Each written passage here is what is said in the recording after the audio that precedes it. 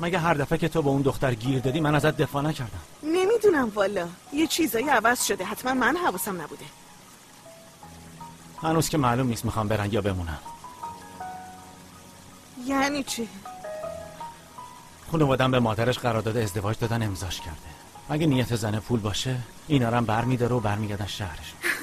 وای من تو رو میبوسم.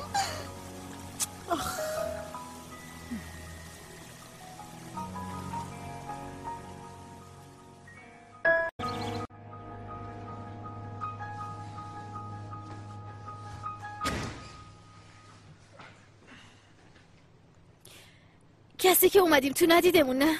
نه نگهبان دهنش خورسه نمیگه.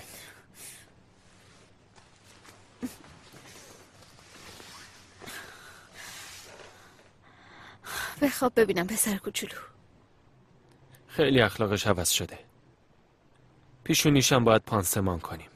من برم از خونه یه چیزایی بیارم.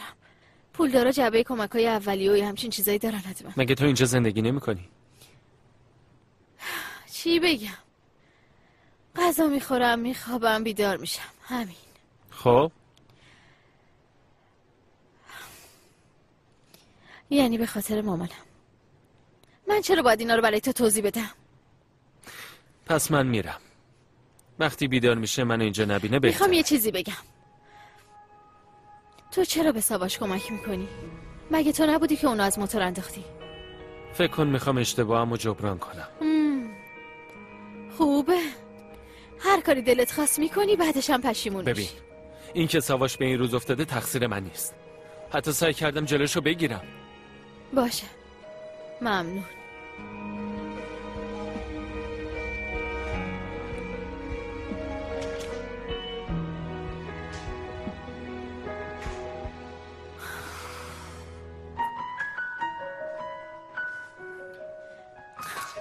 آفرین نازلی، آفرین به تو.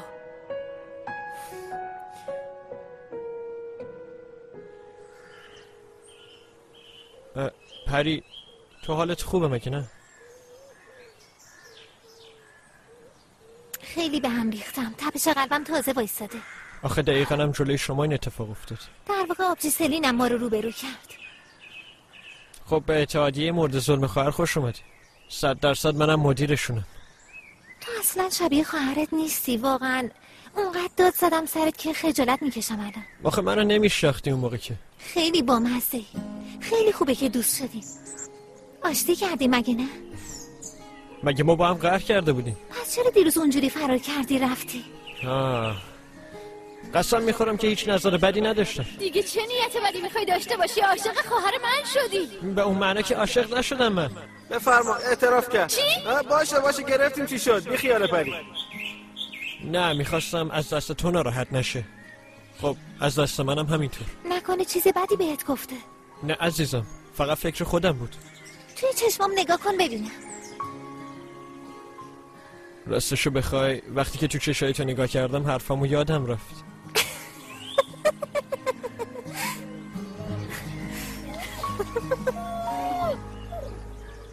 چی کار کردی ها؟ مگه نگفتم نکن. بیا اینجا زود باش. زود باش. بیا بشین.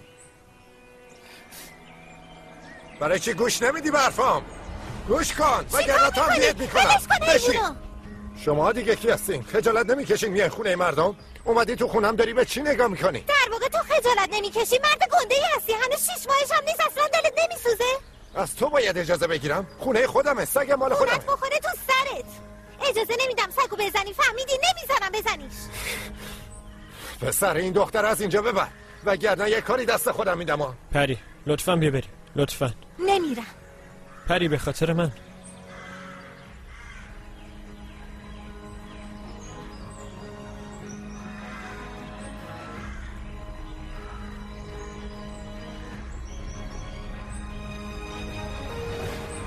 اون آدم به سگو میزد، من نمیتونم وقتی این صحنه رو میبینم بی تفاوت باشم.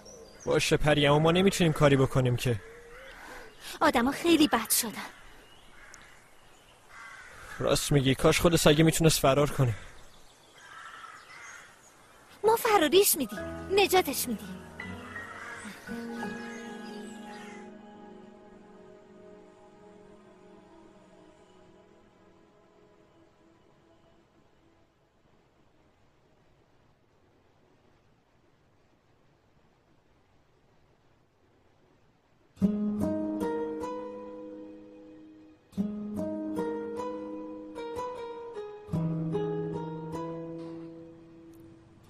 چرا با خودت این کارو میکنی؟ کنارمی. ببینم چی داری میگی؟ کنارمی. من کنارتم، نگران نباش. منو ول نکن.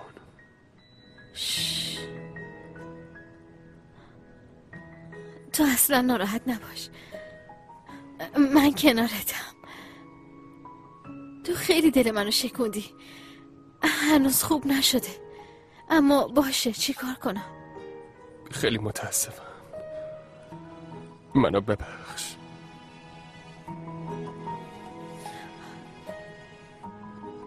مرد گنده، حالا چرا گریه میکنی؟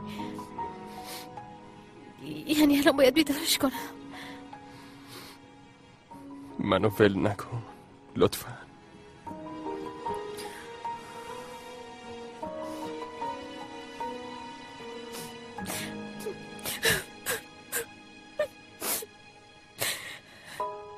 اشک منم در آوردی.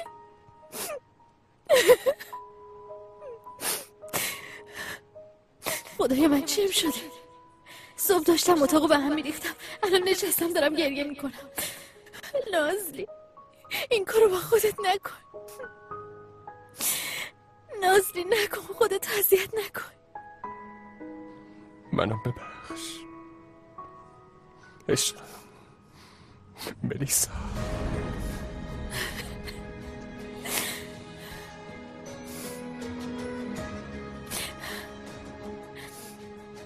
ملیسا،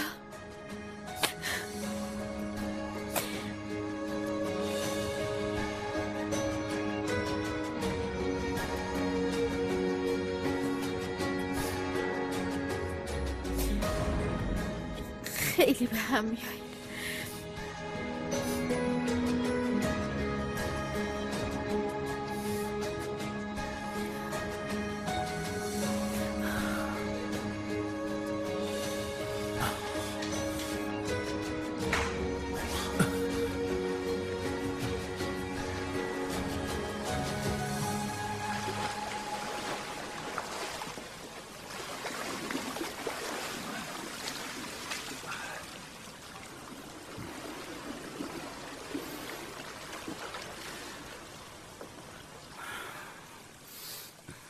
چی شد؟ خسته شدی؟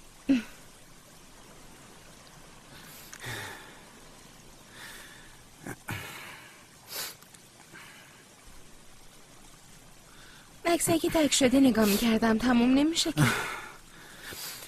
این کیه؟ این یه دوست قدیمی از دوران مدرسه است.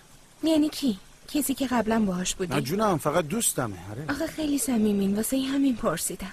سلین، یعنی دوستم نداشته باشم؟ یعنی اگه من از این عکسا بذارم تو چیزی نمیگی؟ نه، چرا بگم؟ امره، من الان برای تو چی هستم؟ خب تو برای من چی هستی؟ ببین دوستی من و تو از اون عکسایی که با دوستان دیدی خیلی نزدیک تره. دوستی ماره؟ ببخشید کوچولو، ولی من با دوستام اینجوری جیک تو جیک نمیشم.